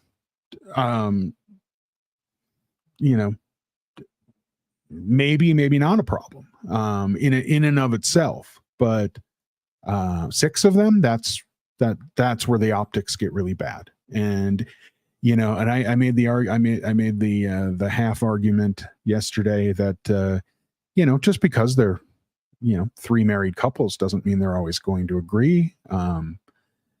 We've seen in streams Mark and Claire not agreeing. So, maybe that's the case on the board as well. Maybe there are times when the guys are going to all kind of lean one way towards a decision, or the women.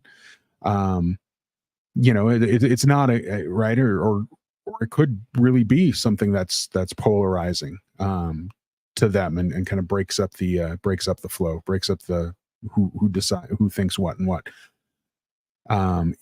Just having people there doesn't mean nefarious things will happen.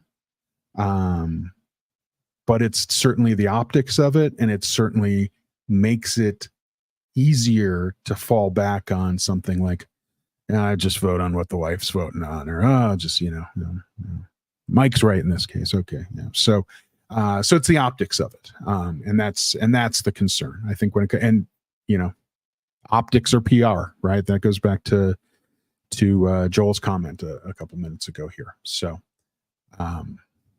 yeah, 100% agree with you there. Dawned on me. How you doing, Dawned? All I want to add to the debate, no one brought any of this problem to the foundation a week ago, and the foundation wasn't diverse with Aaron on it. Well, that's true. So again, I think when we use the word diverse here, I think, yeah, I think, I don't know that, it's anything other than kind of diversity of relationships, but you're right. A week ago, 2 weeks ago, the board looked no different, except it had Aaron on it. But we saw everything looked good and happy.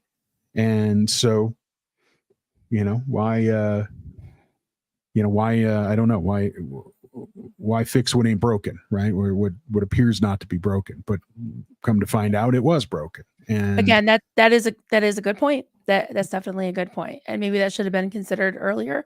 Like I said, I mean, it did, I raised an eyebrow, at the very beginning, and I was like, well, they seem to be fair and all that. But then, like I said, when you got two of something, when you got three, it was like, oh, yikes, this doesn't. And then when they're all like, they started doing I think too, when they started doing the big fundraisers on screen, and you're like, couple, Aaron, like, yikes. Yeah. And at least Aaron broke it up a little bit, but yeah. But I do agree with that. I think that that was an oversight at the very least. Yeah. Right. He could have been hanging out with the lawyer, with Ray. I mean, then they could have coupled up, but yeah. Same. I like this. I like this. Yeah, go for it. I did too. Nicole. Yeah. Nicole said, you need ordinary people and people outside to avoid groupthink. There you go. Yep. Couldn't have said it better. Yep. Short and sweet and to the point. I like it. Laura Font. Hey, Laura. Hey, Laura. When you're part of an organization that depends on the charity and cooperation of others, like cooperation of others, like lawyers, you can't openly attack them on a public forum and expect nothing to happen. Okay. Charity and cooperation of others, like lawyers. I don't know if they pay the lawyers or not. But yeah, that is a little sticky. I mean, Aaron was speaking out against Scientology from the very beginning. He did speak out and point out some things that I don't want to bring up the names, but other creators and other journalists and stuff that don't say they're part of SBTV, but they have the same purpose. That thing, I still don't completely understand that whole code of ethics thing that was sort of like piggybacked onto the other thing that the Florida whatever board of nonprofits, whatever, told them that they had to have a what's that called, conflict of interest clause, and they kind of put this through. Aaron claims that he didn't vote on it. I tend to believe him. I mean, he showed the receipts and he said, if you guys want to publish, the other emails, you want to publish the whole Zoom meeting, you want to publish this and that. So, yeah, I'm kind of hoping that this is it for the videos, but the fact that he seemed pretty forthcoming, not saying he's perfect, some of the videos that you saw with him saying he admitted he called a lady a C word and the Mardi Gras beads and all that stuff. Yeah, that's not the best behavior. I hope he learns from it, doesn't do that again. And that has nothing to do with his personal life, I don't think, because that kind of behavior is not good. But at the same time, I think that calling out the behaviors of people, even if they quote on your side, and holding people accountable, I personally didn't see a problem with it. But that thing got rammed through. I don't know how. I don't know if he even that could be actually be a legal thing, because you have to, as far as I know, every person I've talked to in this sector, and I could be varying state by state. When you have a vote like that and you have to have a meeting, the clerk has to make sure that all of the board members are aware that there is a vote being put on the table to vote on. And this thing of voting on emails and stuff, I think they need to be a little clean that shit up too. You don't be like, oh, yes, yes, yes, yes, yes on an email. And, it kind of needs to be more of a formal vote, especially when you're voting on something like that. Just saying. My humble opinion. I agree. And I think this is probably something that worked for the board when it was smaller. And in the last year and a half, as a result of what is SPTV, the Aftermath Foundation has blown up as well with, donations and requests and all of that. So, I don't know that they were prepped for the size, for the magnitude of what happened. And that's not an excuse. That's just saying, I think they probably have been, have gotten into the holy shit point. Right. Yeah. Well, there's a difference, especially on a nonprofit volunteer board. There's a difference because you don't have an executive director who's the administrative arm of it. So there's a difference between executive and administrative. Okay. So say there's a fire. I do have a group email with my board, and I make sure everybody answers. There's a family. We have this so much in the budget. The treasurer, blah, blah, blah, will say, this is what we have in the budget. What can we afford? Can I get a gift card? Or if we have 3 people that can get gift cards. So we say, who's going to get a gift card? Yeah, that can be by email or chat or whatever. If we're adopting a new policy, you don't be like, oh, you like it? Yep. All right. You're adopting a new policy. I think you need to actually call a special meeting and have like a formal vote of, I make a motion, so-and-so seconds it. Like all in favor, blah, blah, blah. Nay, okay. Right. Adopted by majority of 3 to 5, whatever. Yeah, or 5 to 3. Yeah. Sure. And it sounds like from Aaron's own statements, it sounds like, they have Zoom meetings. So that would probably be a better forum to say, hey, we vote yes, nay, that's what whatever. We do. Yeah. Oh yeah, we don't do that on email. No, I'm just saying, as far as like administrative everyday things, like making decisions about how you're going to, operate, fine. But it's governed by the policies and procedures that are put in place by a meeting and a formal vote. And that's another maybe possible legal thing is that, there's a certain format that you need to follow. Sure. So yeah. I didn't unstar that one. And Nicole, IRS only allows on a 7-person board 2 people who are related to operate as a 501c3. Otherwise, they could be penalized and should be classified as a private foundation. Yeah, I was going to say that. Yeah, which has different rules. I think, that could be that could very well be. I did see that. I heard that there's different laws for different states, but if you're talking IRS, then that probably is a nationwide thing. And as I was reading, I was like, yeah, that's for public charities. And then you said private foundation. It is a little bit different because they do have families running a private foundation, but they still can lose their tax status if they don't, operate for the, the betterment of the population for which they've incorporated, because it is still a corporation. So, yeah. Chow Yun Smut. Hi, Chow. And don't take my word for it. Look it up yourself. And like I said, I'm not a lawyer. So, hey, Cricket. the one big thing that pisses me off about all this, I can hear you saying this, Chow. It took so much of my attention that I screwed up the cabling pattern. No, on the sweater I'm making. That's okay. That's it. It sucks. SPTV drama messed up my sweater, y'all. I feel the pain. I've not crocheted in a week. My own damn fault. Myself. Destiny Salazar comment. I continue to be blown away by your strength and compassion. Love you, Denver. I think you're pretty awesome too. Yeah. So that first part was awesome, you. Denver. Oh, you got this. You got the strength and compassion. I'm just pretty awesome. Oh, you're just eye candy. But I'll take it, Destiny. Thank you. You are awesome. You are awesome. Okay. Comment, Destiny. I continue to, oh wait, same one. No, sorry. I was getting messages popping up on my board. I got to stop being distracted because that's what we're talking about. Not being distracted. Stop chatting with Marilyn when she's live. Yes, please. I'm getting complaints about my chat. Guys, just everybody behave, please. Children, everybody behave. Oh my goodness. Yeah. What happens in the other chats? Please don't bring it over here. Please, because my mods will time you out if you're bringing drama. We're talking about this drama. If you're not talking about this drama, that's right. That's the only drama we're talking about right now. Joel McCoy, in my humble opinion, I got to read it like that, Joel. This has done damage. You gotta say humble, like not humble. We've both talked to Joel personally. We know he doesn't talk that way, but he doesn't. He is very humble. He is very humble.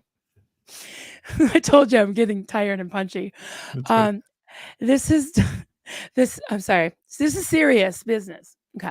This has done damage to the Aftermath Foundation, and this will not go away until they speak to it. They acted poorly from a PR standpoint. They must pay attention to it.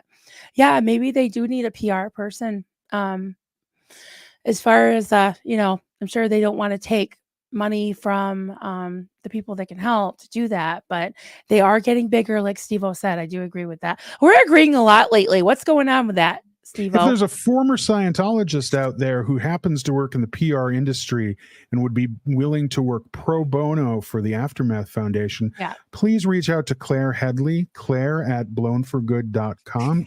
Maybe she has an Aftermath Foundation email too. I don't know. And let her know, because I think she's probably looking for one right now. As long as you're not, what's that guy's name? Tommy Davis. We don't want that PR. We don't want that Tommy, kind of PR stay person. in Italy. Stay in Italy or wherever you are. Spain. I don't know. It's Portugal? No Tommy Davis. Okay. No Tommy Davis. Yeah. Ina?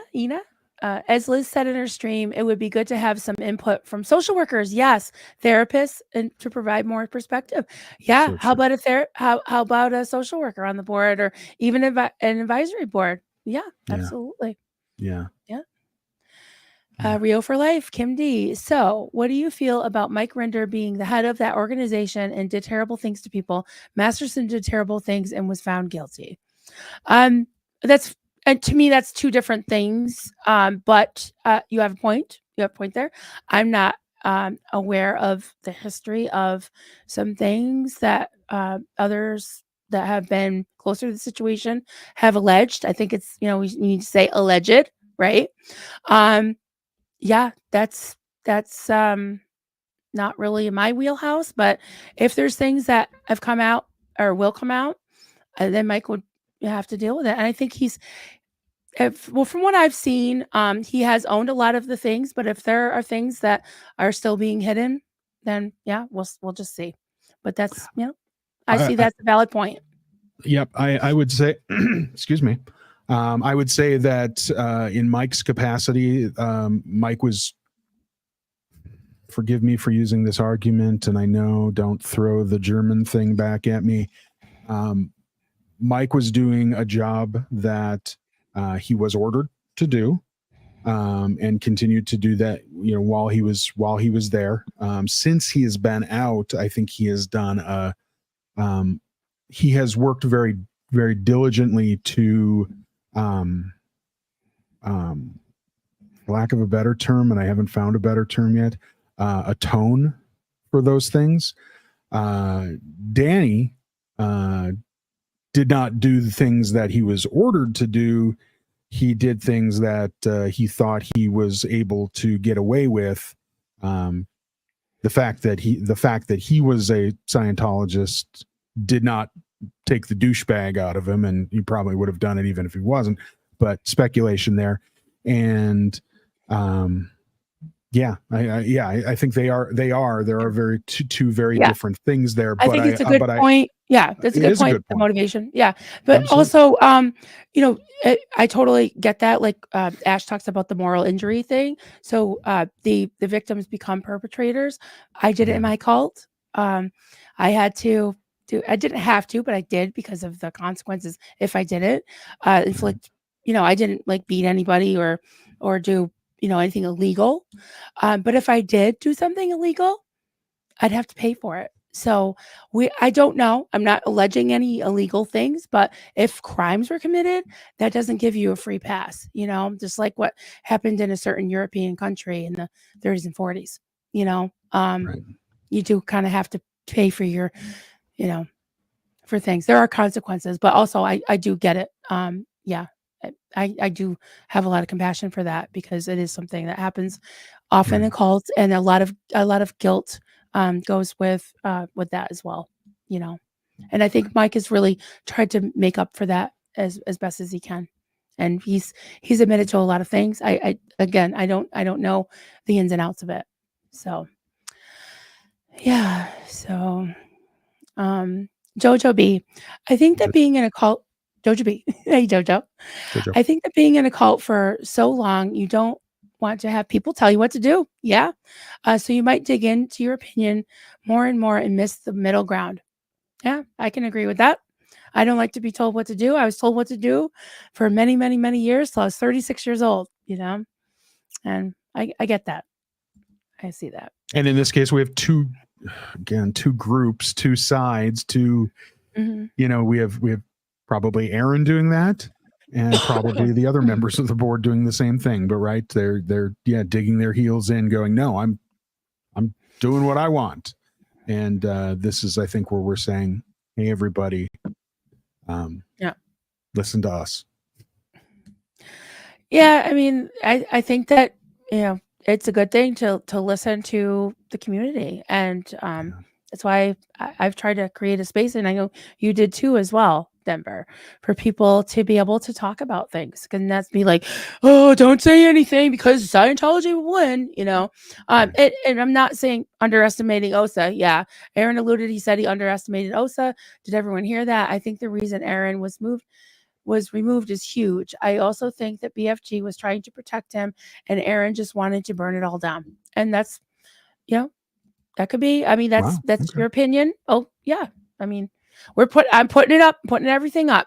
Laura, I have an unpopular opinion. Bring it on. It's okay. It's okay. I'm disappointed in Aaron. He shouldn't have aired his dirty laundry on social media. And you're totally entitled to your opinion. I think that he felt, whether that's true or not, that he needed to, and quote, come clean or whatever. It was very sad that he. Oh, sorry, I skipped one. Steveo, you unstarred it. That's okay. I didn't read that one. Somebody said, Marilyn, I didn't think Steveo was blaming OSA. No, I know he wasn't blaming OSA. Sorry about that. No. Only reason why I skipped is because this kind of went with our last statement, so I skipped the other one to go back to it. That's all. So, oops. That's okay. That's okay. Cool. Thank you for agreeing with me. They were sticking up for you, so I wanted to make sure. Oh, thank you. Yeah. Yeah. Okay. SBTV keyboard warriors. Didn't Chris Shelton put something out about this shortly before Aaron did that video? I don't know. I've seen that he has made some statements, but I didn't read them. I don't know. Do you know? Chris has been pretty tight-lipped on this whole thing, though. He said, I watched one just no. He posts a lot on Facebook. A lot. Oh. Just say it. Yeah. Oh. So you might want to go read those. Oh, okay. Yeah. Yep. Yep. So I think that's what they're talking about. He posts a lot on Facebook. Yeah. Well, those Facebook warriors. Yeah. Gina, Welcome to people came in. 2020. Oh, people came in really mad. People came in really mad and jumping before they even spoke. Yeah. I think they're talking about that stream. So, yeah. Do you want to read some? Yeah. Miss Sunrise Dawn. Them talking about it for 5 minutes, then moving on like it didn't matter. Felt very much like we were just annoying mosquitoes. Yeah, I did. That should be slapped and then forgotten about. I agree. Hard to disagree with that. Yeah. Absolutely. Yep. Yeah. And thank you for observing that. Joel McCoyne to the Aftermath Foundation board. Smarten up and do it quick. All right. Point taken. Yeah. Steve Britton, comment. Hi, Steve. Remember, Aaron was in the UK and had poor internet connection. Yep. That explains the 8 days. He said something as it had been. He said something as it had been leaked.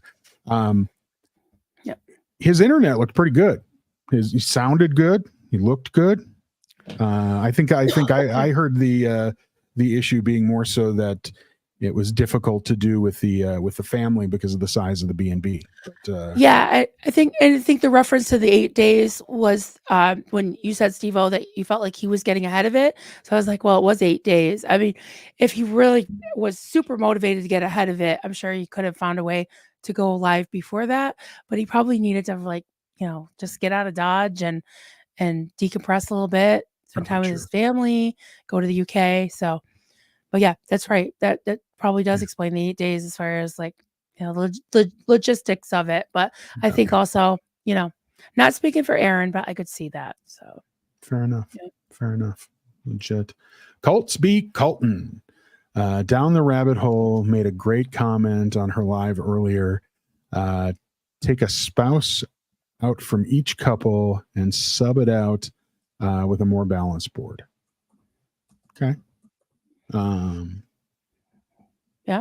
Yeah. I think that sounds reasonable. Or like I said, I find down the rabbit hole a little chalkboardy, but thank you. Thank you for watching her so I don't have to. And not to say she doesn't have good ideas. I just I don't know who that is. Yeah, it's another. It's a content creator. She's good and she's smart. She just there's just something about her voice I can't listen to. So yeah. All right. All right then. So Rio for Life, RIO, rocking it out, rock it out, right? RIO. Kim D. Oh. Yeah, right. I did the math in my head there.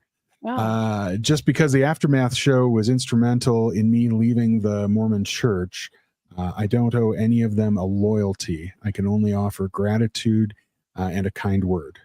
Do better. Yeah.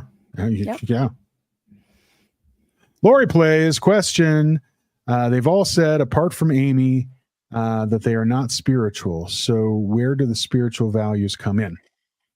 Yeah, I think that was just it was in the boilerplate. It was in the kind of like this, but I think maybe theirs was written in the 1950s, just thinking. But but it kind of was conjured up like, oh, we can use this because it's in the bylaws. That's just my, could be wrong, but I think they should have known better. I think they should have known better. That's just one of those words that I would have seen and gone, bad word. Take it out. You should be their PR person. XENU, fix this. Laura Font. Nobody wants to join the board. Look at the scrutiny they're under. That's why I left the PTA. I can't handle the politics. Oh God, the politics. Yeah, and that's a good point though, the scrutiny, because that's when I would bring in OSA. That's legit. They probably don't want never ends and stuff to be subjected to the shit they've been subjected to, right? So that could be why they chose a tight group, because especially in the beginning, they were really navigating new waters, and they didn't want to repeat the Lisa McPherson Trust, nightmare. So yeah, that's a good point. Yeah. But still, I think it's time to do something like that. Oh, it was a super chat. We'll find it. We'll find it. All right, Peggy, find the super chat. Please, Peggy, find it, please. Oh yes, please. Steve Britton, when you speak about diversity, what do you mean by diversity? I think what we're specifically talking about is diversity of couples, or diversity of relationships, i.e. not 3 married couples. As much diversity in all of its terms as you can find. There should be somebody that's, at least somebody that represents the LGBTQ community, because there are people within Scientology that are part of the LGBTQ community. There are, with diversity, I think we're talking about everything from, as Marilyn has mentioned already, publics and staff members, non-Sea Org members, people that didn't come out of the international base, potentially, and, I still say this a little tongue in cheek, but never ends, people that have different, and then employment wise, right? We've talked about therapists or social workers, people that have different perspectives on the things that these folks are going through. And yes, somebody who is in the Sea Org for 30 years knows very much what somebody who's in the Sea Org now trying to get out is going through, probably, for the most part. I don't think things have changed too much, but there are still other things that need to be looked at and considered, and it's hard to do that with such a homogenous group of people that have all come from the exact same background. So, like I say, there's not a lot of diversity racially in Scientology. There is some, but there isn't a lot. The synonym of diversity is variety. So the condition. Okay, this is Merriam-Webster dictionary. Diversity is the condition of having or being composed of differing elements, variety. And then it does say inclusion of people of different cultures or within an organization, an instance of being composed of differing elements, qualities. And then it does mention, race, again, culture. So yeah, it could be just a better representative. And I think the LGBTQ community should be represented as well. So, and if you haven't noticed, we've just been word cleared by Marilyn. Sorry. No, it's all good. It's all good. Well, usually I'm like Duncan. I'm like, what does this mean? Or how do you spell this? He's like a dictionary, walking dictionary. Mark, love you guys. Marilyn and Steveo, love you too. Thank you. Thanks for coming. Mark. I appreciate the support. Really appreciate it. Yeah. So where are we at, Steveo?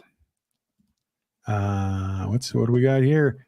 Make it make sense. I still haven't figured out how to best abbreviate the name. Do I call her Make? Do I call her Sense?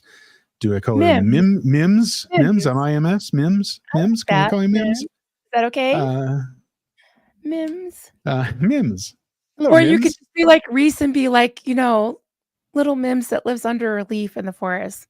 That's what I could. That's my nick. No, it's not a nickname. It's like this is Marilyn who lives under, and she says, "I'm just a tiny, I'm so tiny, and I live under a leaf in the forest." Some of those things would sound creepy coming from me, though, right? Like that's true. Oh, forget it. Okay, Mims. Mims, my little buttercup. That's that. I don't know. Yeah, forget it. Yeah. Unless that you like that, then hit me up at me. Drunkle Steveo. Drunkle Steveo. Yeah, exactly.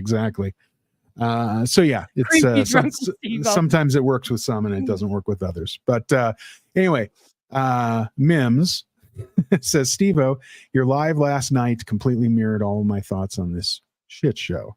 Yeah. Mine too. So how about that?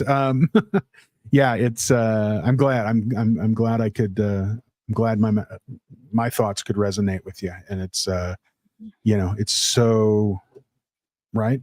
I was half joking when I said Okay, I'm 8 just gonna hours, Steve-O. I'm 8 just gonna keep hours. talking until we're all too tired of this and we're just exhausted by it and we just move on. And here we are again. And here we are again tonight. That's all good though. Yeah.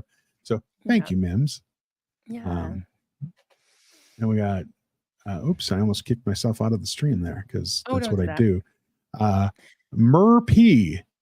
I don't think anyone on the board is younger than 45 years old. That's another element of diversity would be age. Yes, I agree. Very true. Yep. Absolutely. They need some younger members. Very astute. Very good catch on that. Yeah. So I'll take these nonprofit questions. Marty Girl. Question, Marilyn. Are nonprofits obligated to show a financial statement if you ask for it? Yes. It's all public record. It's filed with the IRS every year. Private foundation, I think, is they have to do the super long form. It's like the 990, but it's something. It's got an extra thing to it, extra form.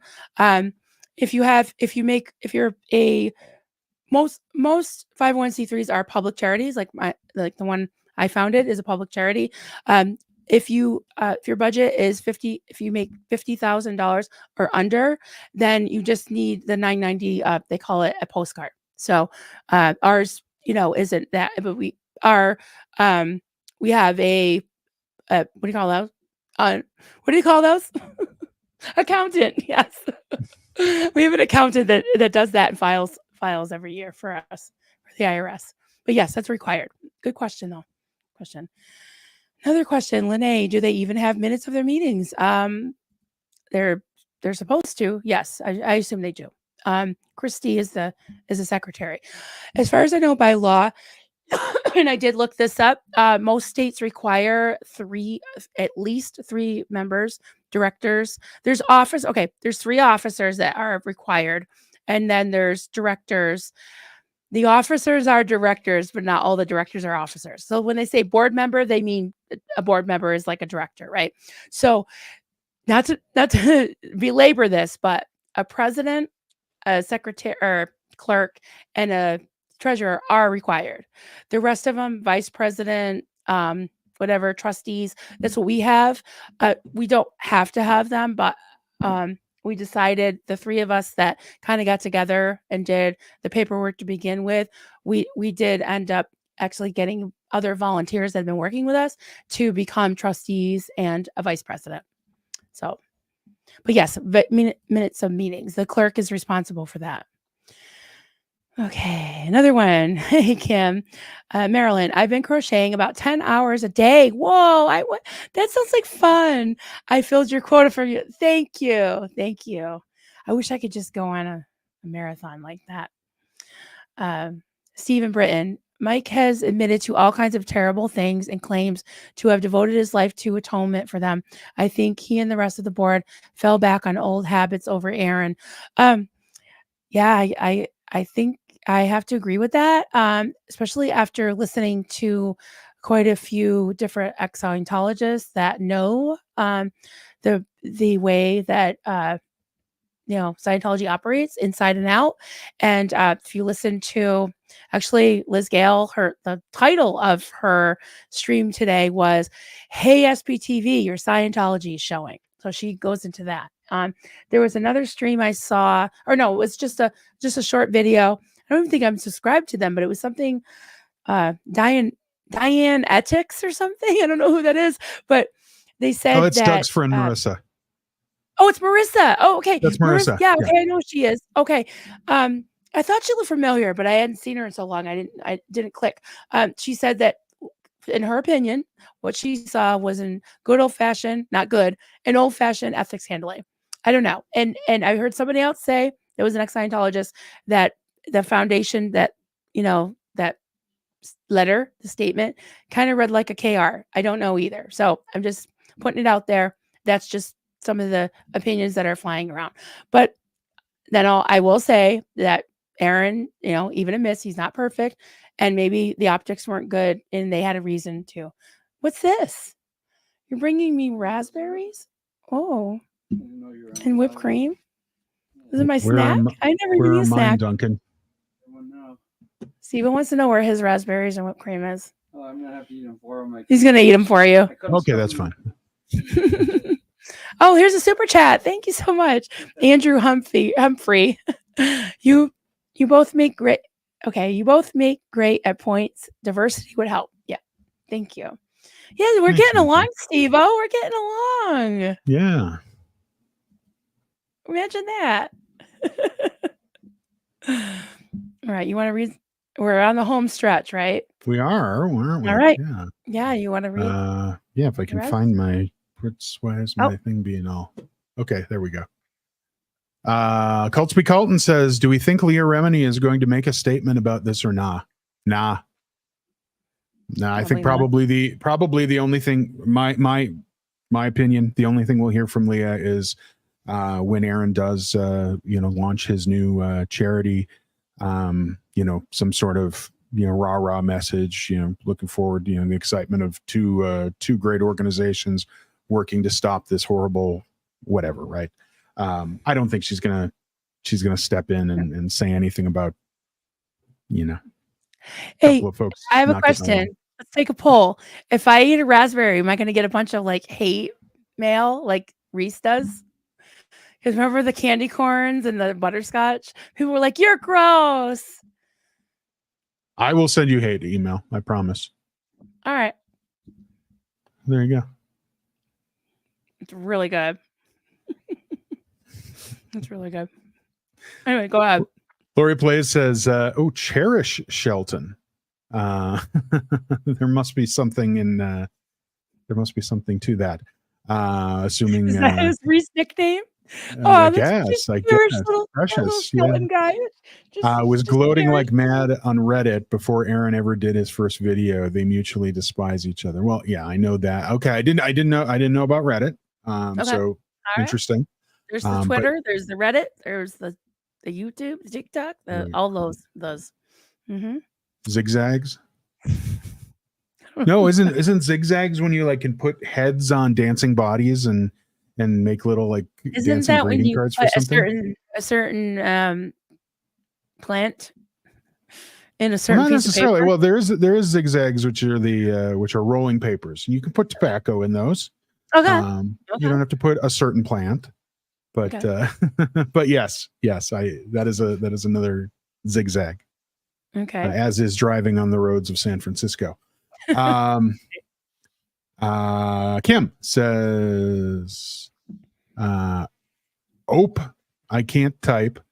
Who decides what is moral? Some consider the Sears bra section of the catalog as porn.